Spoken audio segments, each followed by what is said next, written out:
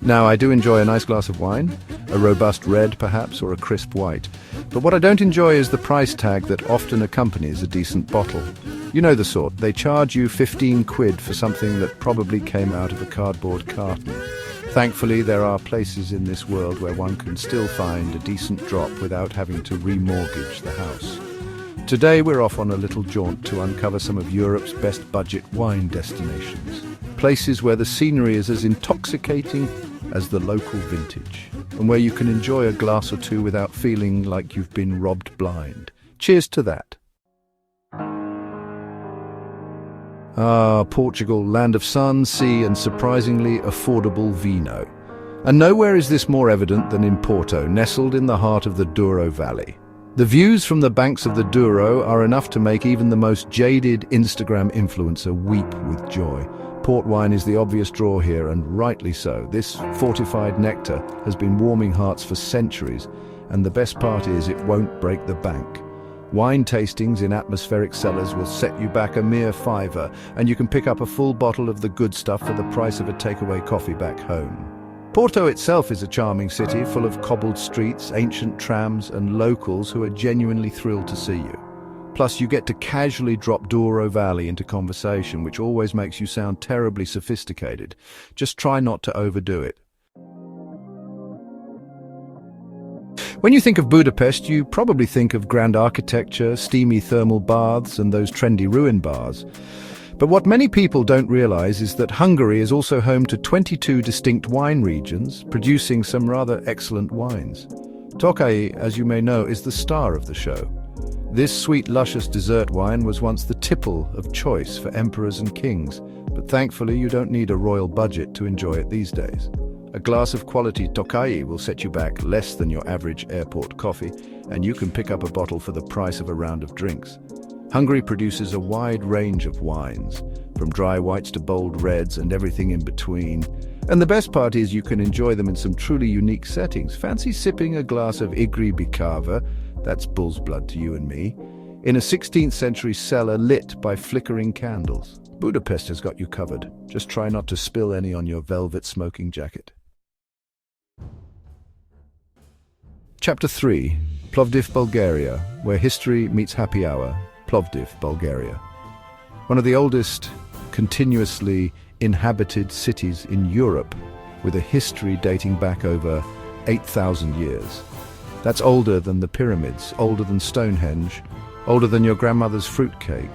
And yet, despite its ancient pedigree, Plovdiv is a surprisingly vibrant and modern city with a thriving arts scene, a plethora of excellent restaurants, and most importantly for our purposes, a rather impressive array of wine bars.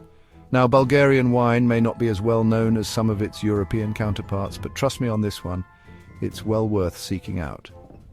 The local Melnik grape produces some truly exceptional reds, full of dark fruit, spice, and a hint of something, well, Bulgarian. And the best part is you can pick up a bottle for less than the price of a cinema ticket, but it's not just about the price, you understand.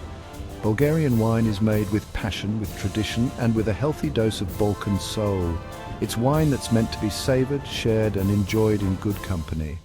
So grab yourself a bottle or three, find a sunny terrace overlooking the Roman ruins, and raise a glass to Plovdiv, a city where history meets happy hour.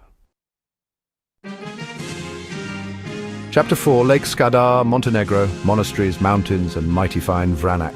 Montenegro, land of towering mountains, shimmering fjords, and nestled amongst it all, Lake Skadar. Now, Lake Skadar isn't your average lake. For one thing, it's absolutely enormous, straddling the border between Montenegro and Albania. For another, it's surrounded by vineyards. Vineyards that produce some rather excellent wine, I might add. Now, Vranac is the local hero here. This red grape produces wines that are big, bold, and bursting with flavour. Think dark cherries, black pepper, and a hint of something, well, Montenegrin. And the best part is, you can enjoy a glass or three without having to raid your piggy bank. Lake Skadar is a haven of peace and tranquility, with clean air, clear water, and ancient monasteries dotting the hills. Chapter 5. Tbilisi, Georgia, 8,000 years of winemaking, and it shows. Georgia, the birthplace of wine.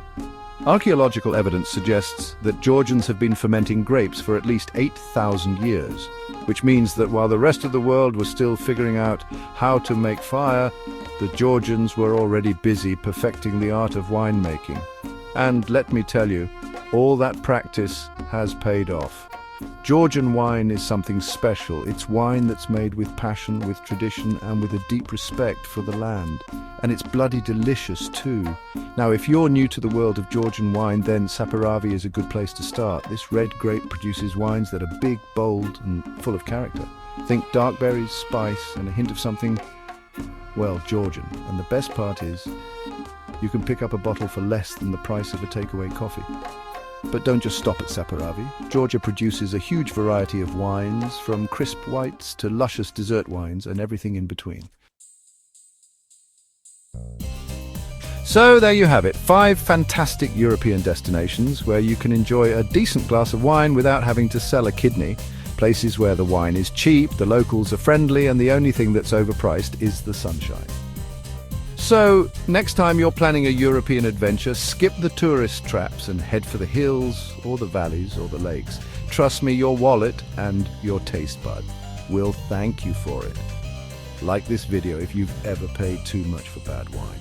Subscribe for more AI-backed travel tips that save your wallet and your taste buds. Next time, the best airports to get stuck in, seriously.